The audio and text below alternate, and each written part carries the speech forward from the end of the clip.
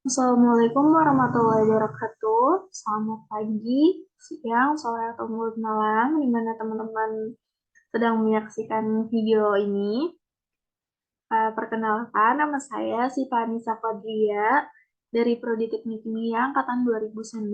Di sini saya akan sedikit memaparkan pengerjaan saya terkait perancangan tugas akhir di bagian perancangan distilasi.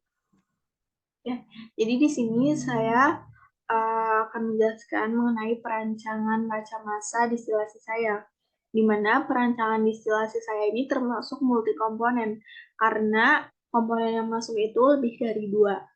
Oke. Pertama-tama untuk mengerjakan perancangan baca masa distilasi multi komponen ini terdapat beberapa langkah dalam pengerjaannya. Oke, di sini saya sudah merangkum beberapa langkah pengerjaan tersebut. Yang pertama itu mengetahui kondisi umpan atau feed. Oke, jadi di sini sudah diketahui kondisi umpannya. Itu umpan yang masuk ada benzen C6H6, toluen C7H8, air H2O, dan nitrobenzen C6H5NO2. Dengan laju masanya masing-masing komponen tertera pada tabel, laju molnya juga, kemudian ini fraksinya. Lalu yang kedua, itu menentukan tekanan operasi berdasarkan komposisi distilat.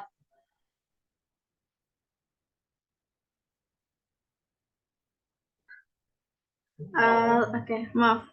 Ini komposisi di umpan ya. Oke. Jadi, um, oke. Jadi di sini uh, tekanan operasinya ini karena bisa diperoleh dari paten ataupun buku sesuai dengan perancangan pabrik masing-masing teman-teman. Nah, di sini tekanan operasinya saya tentukan yaitu 1,2 atmosfer. Jika dikonversi ke mmHg itu 912. Nah, lalu temperaturnya ini yang nantinya akan dicari berapa temperatur umpan yang masuk ke distilasi itu. Oke. Jadi di sini setelah menentukan tekanan itu dihitung P saturated dari masing-masing komponen untuk mendapatkan nilai K dan nantinya akan mendapatkan nilai fraksi cair dan fraksi uap yang terdapat di dalam umpan tersebut dan nantinya bisa diperoleh temperatur umpan. Oke. Jadi P saturated ini diperoleh dari buku Yaus. Ini persamaan dari buku Yaus dan ini konstanta A, B, C, D, E masing-masing. Lalu dimasukkan persamaan yang ada. Ini belum di log ya, belum log 10. Nah, ini setelah log 10 dengan satuannya itu mmHg. Kemudian dari mmHg ini dikonversi ke atmosfer sehingga diperoleh nilai masing-masing komponennya seperti yang tertera pada tabel. Kemudian dihitung nilai K-nya. Nilai K ini menyatakan diagram kesetimbangan dari uap cair, di mana jika itu distilasi biner maka dinyatakan dengan diagram TXY dan diagram XY. Seperti itu.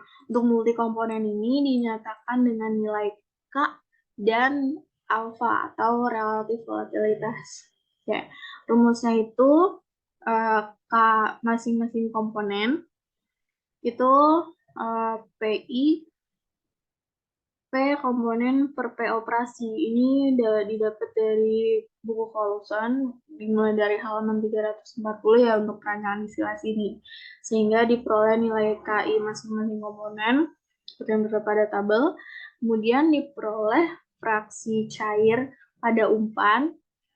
Ini yang dibagi dengan satuan kilomol ya, dalam kilomol.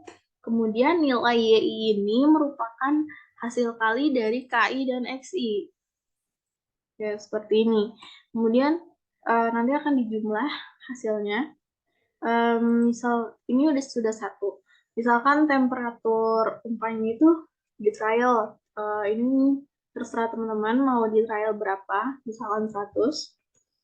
Oke, jadi nilai Y-nya ini 0,19. Kemudian dilakukan Golsik untuk mendapat nilai menuju 1, kemudian temperaturnya. Oke, ini. Berarti temperatur umpan yang masuk itu 152,89 derajat Celcius. Ini merupakan temperatur umpan yang masuk. Kemudian langkah yang ketiga, menentukan sasaran pemisahan dua variabel. Ini komposisi distillate termasuk fasanya dan produk bawah. Oke. Jadi di sini itu termasuk menentukan komponen LKHK, Ki atau komponen ringan dan HK atau komponen beratnya. Oke. Jadi di sini saya telah menentukan LK-nya itu, ya maaf, LK-nya itu yang C7H8. Lalu HK-nya ini nitrobenzen. Oke. Jadi penentuan LKHK ini bisa berdasarkan data titik didih, bisa juga berdasarkan jumlah massa yang masuk seperti itu. Nah, kalau di sini saya telah melakukan percobaan untuk tepatnya HK-nya ini pasti saya memilih nitrobenzen ya, karena ini merupakan produk, jadi ini yang ingin saya pisahkan. Lalu LK-nya ini C7H8. Mungkin jika teman-teman lihat dari titik didihnya, LK-nya ini bisa benzen, toluen, ataupun air. Namun setelah saya coba dari 3 komponen ini untuk LK-nya, yang paling tepat itu toluen. Maka dari itu saya memilih LK-nya ini toluen. Oke. Setelah itu dihitung nilai relatif volatilitasnya. Itu rumusnya menggunakan rumus ini, KI per Krf, di mana Krf ini merupakan K dari komponen HK atau komponen berat, sehingga 0,17. Lalu diperoleh berdasarkan rumus yang ada, diperoleh nilai alfanya masing-masing komponen. Oke. Lalu ini jika dilogkan, maka nilainya seperti ini. Oke, selanjutnya itu oke, yang keempat sudah ya, diagram pertimbangan itu udah dinyatakan dalam keadaan alfa. Lalu yang kelima ini menghitung raca massal hingga semua aliran diketahui laju total dan komposisinya. Oke, jadi di sini akan dilakukan asumsi berapa jumlah yang terbagi di distilat dan berapa jumlah yang terbagi di bottom. Oke, di sini saya mengasumsikan bahwa 98% ini saya menginginkan si produk berupa nitrobenzen ini ada di bottom, dan sisanya ini 2%-nya merupakan impurities-nya yang ada di bottom. Oke, jadi penentuan ini, distribusi ini bisa disesuaikan dengan berapa kemurnian yang teman-teman ingin peroleh gitu. Nah, kebetulan saya ini harus memperoleh kemurnian di atas 99%, maka dari itu saya memilih distribusinya ini 98% dan toluennya ini sisanya. Oke, jadi ini kan untuk di bottom, maka dari itu tinggal dikalikan. 98%-nya dikali dengan laju mol umpan dari nitrobenzen ini. Sehingga nanti sisanya itu didistilat dan 2%-nya ini soluen yang ada di bottom. Oke, ini dikali dengan persen. Oke, seperti itu. Lalu untuk C6H6 dan H2O ini akan diasumsikan kalau C7H8 dan nitrobenzen ini kan memang yang diinginkan seberapa banyak gitu. Jadi yang untuk yang C6H6 dan H2O ini masih diasumsikan. Bisa dilihat berdasarkan suhunya dan atau titik didihnya ini, kemungkinan besar C6H6 dan H2O ini akan hampir seluruhnya terikut dengan C7H8. Maka dari itu saya asumsikan 98%-nya juga ini akan terbawa di distilat. Oke, lalu yang air juga demikian. Oke, sehingga diperoleh ini neraca massa yang telah diasumsikan. Lalu berikutnya ialah menentukan temperatur semua aliran proses. Oke, cara yang sama dapat dilakukan seperti penentuan temperatur umpan yang masuk.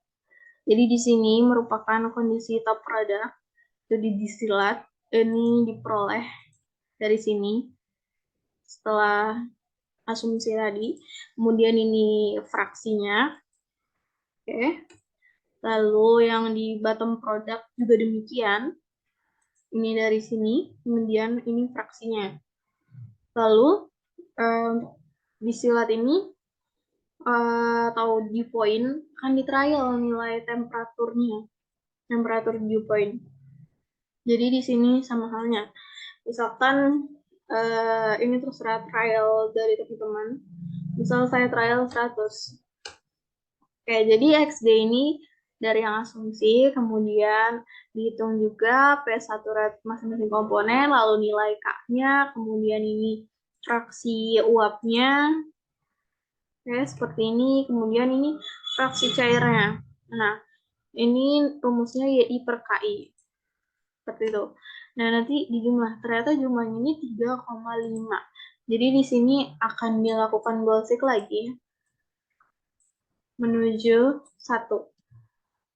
Karena fraksi itu nilai 1, lalu by changing cell-nya ini temperatur yang tadi di trial. Nah, oke. Sehingga diperoleh C dew point-nya ini 103, C dew-nya itu 133,30 derajat Celcius. Atau ini jika dalam Kelvin ya. Seperti itu. Untuk menentukan tekanan ini, tentu saja untuk yang gas itu berdasarkan persamaan gas ideal itu untuk yang gas itu tekanannya lebih kecil.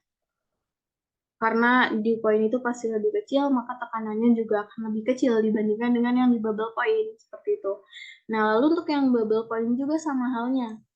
Jadi nanti teman-teman trial berapa temperatur bubble-nya, lalu masukkan nilai laju kilomolnya, laju mol, lalu dihitung P1 lalu ini fraksinya cair ya, lalu untuk fraksi uapnya ini nilainya KI dikali dengan XI.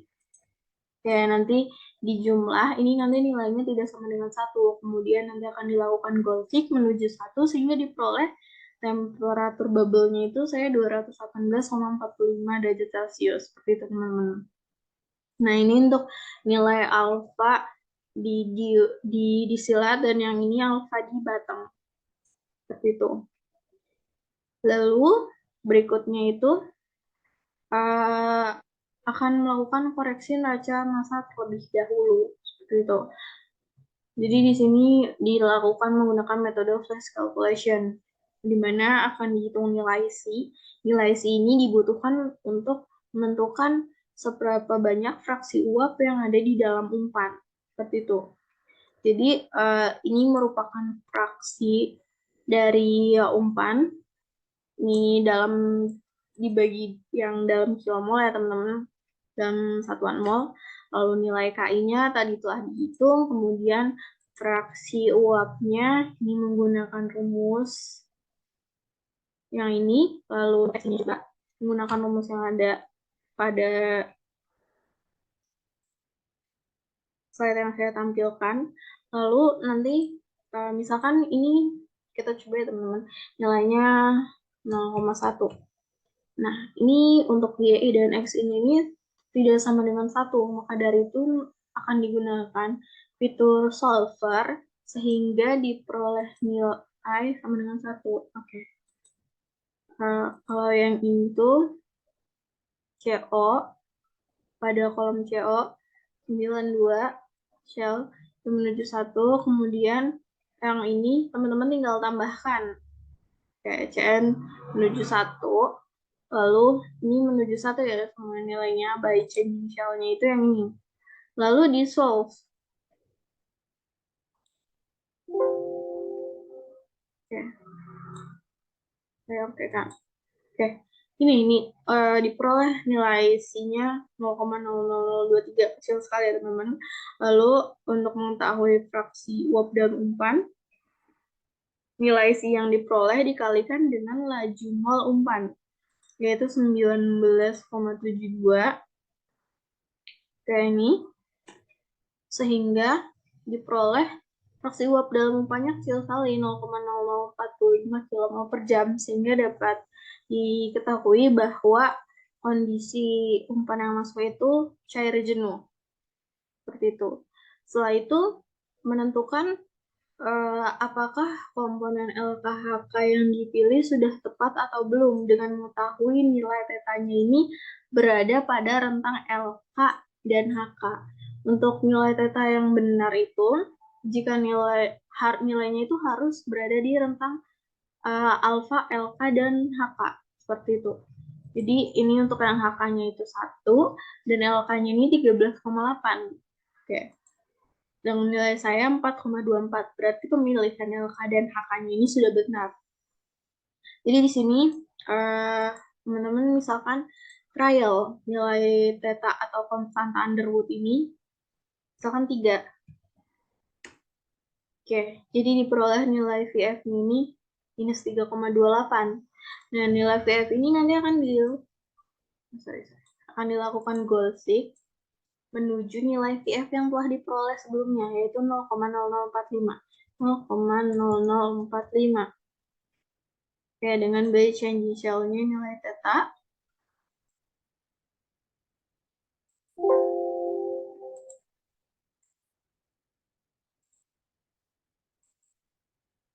Nah, ya seperti ini ya teman-teman. Nilainya mendekati.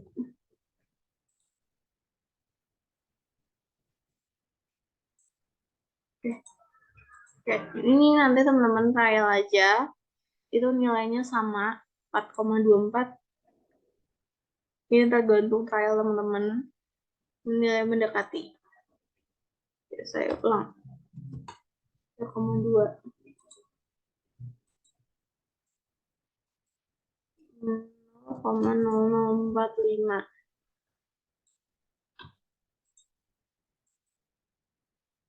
Oke, ini sudah pas ya teman-teman. Nah, oke. Berarti ini sudah benar dalam penentuan LKHK-nya. Lalu menghitung V-theta. V-theta ini akan dihitung untuk menentukan reflux minimum dan reflux R operasinya berapa. Seperti itu. Ya, ini akan digunakan dalam perancangan alat distilasinya.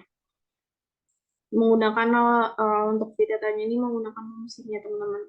Dan ini kan ada dikali dengan komponen distilat. Nah, ini yang komponen distilat ini diperoleh setelah koreksi neraca massa. Maka dari itu, koreksi neraca massanya harus diselesaikan terlebih dahulu. Seperti itu. Lalu selanjutnya ini mengoreksi neraca massa. Oke. Koreksi neraca massa ini diperlukan sembari juga dihitung berapa jumlah plat minimum. Oke, menghitungan N minimum. Oke.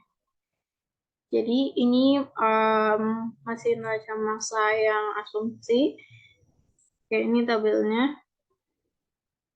Ini dalam laju mol, ini umpan, ini distilat, dan ini bottom. Nanti yang akan dikoreksi ini nilai di distilat dan bottom. Sedangkan untuk nilai K dan alfanya ini tidak perlu dikoreksi karena perubahannya hanya akan sedikit, tidak terlalu jauh. Pada dari itu tidak perlu dikoreksi. Oke, ini data sementara, data asumsi. Kemudian ini data temperaturnya, lalu dilakukan perhitungan menggunakan metode Venske. Sorry. Uh, ini menghitung nilai alfa LK di distilat, di bottom, lalu average-nya menggunakan rumus ini, teman-teman. Jadi alfa LK distilat ini KLK per KHK di distilat. Nih, KLK per KHK.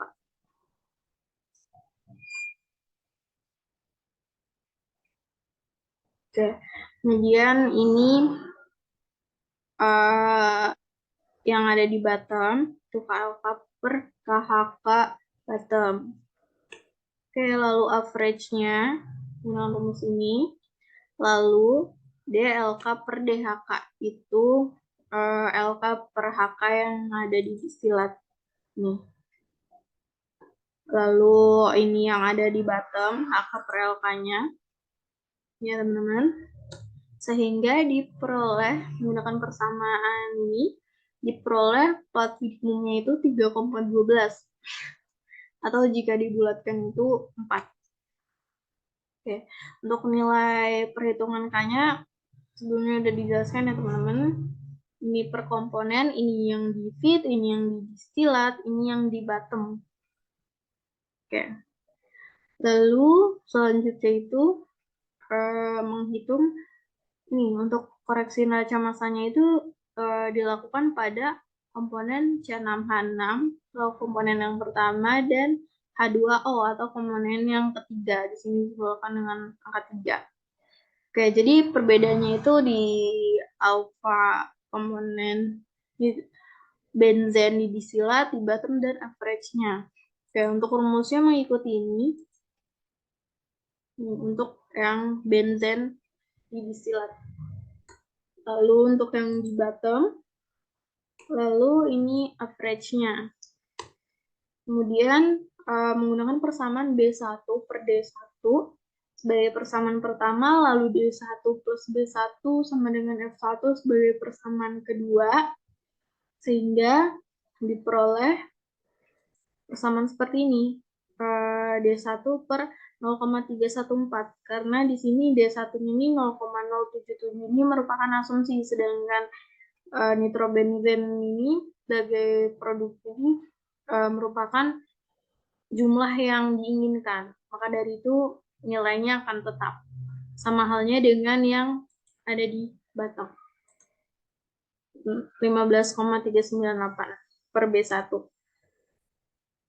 Oke, lalu ini untuk akan dilakukan substitusi menggunakan persamaan ini sehingga akan dicari terlebih dahulu nilai log alpha average.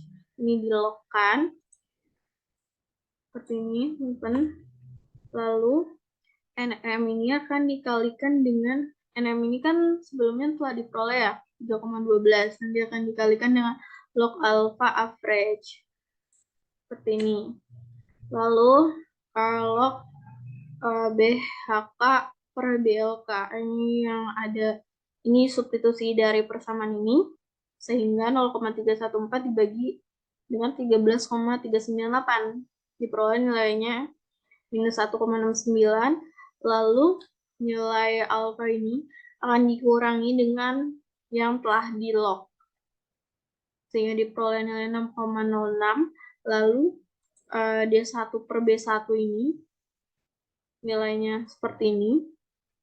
Ya, ini masih dalam log, maka dari itu ini 10 pangkat dari 6,06.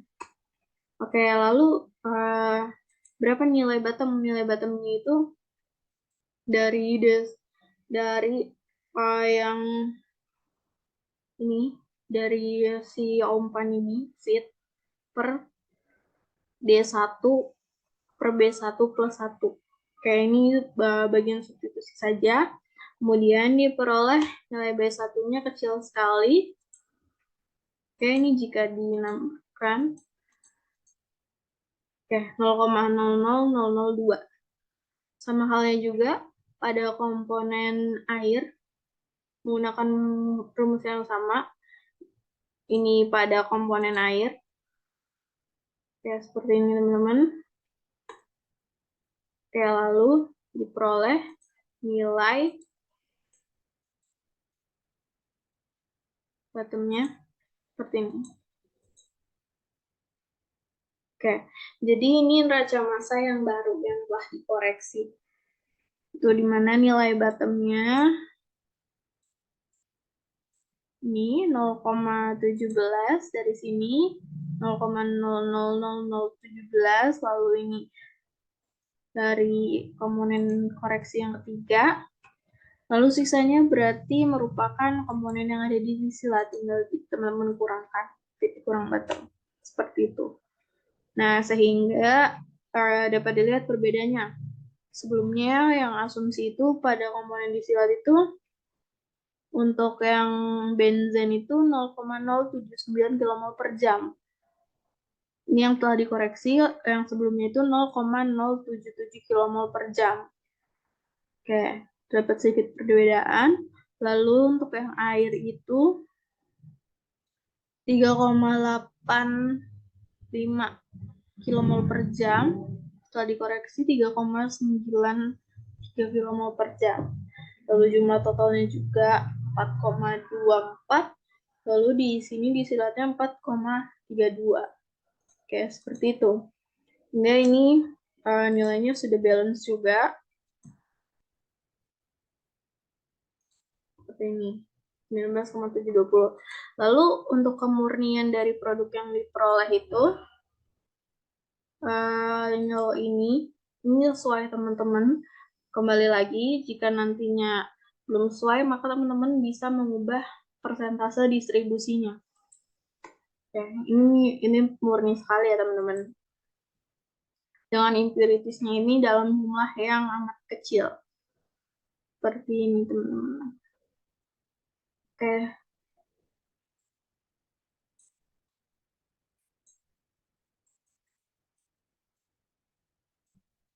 Oke, ini teman-teman. Jadi kemurnian ini telah saya pindahkan ke atas untuk melihat sudah balance atau belum. Oke, jadi ini perolehannya ini dalam kilogram per jam dan ini dalam kilomol per jam.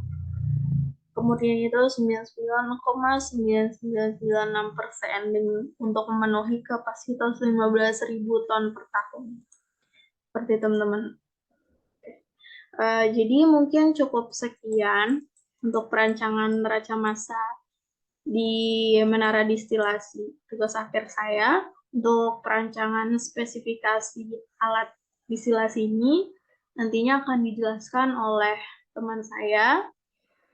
Sekian dari saya, kurang lebihnya mohon maaf. Semoga videonya dapat bermanfaat.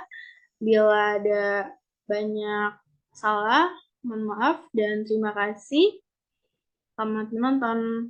Wassalamualaikum warahmatullahi wabarakatuh. Selamat malam semuanya.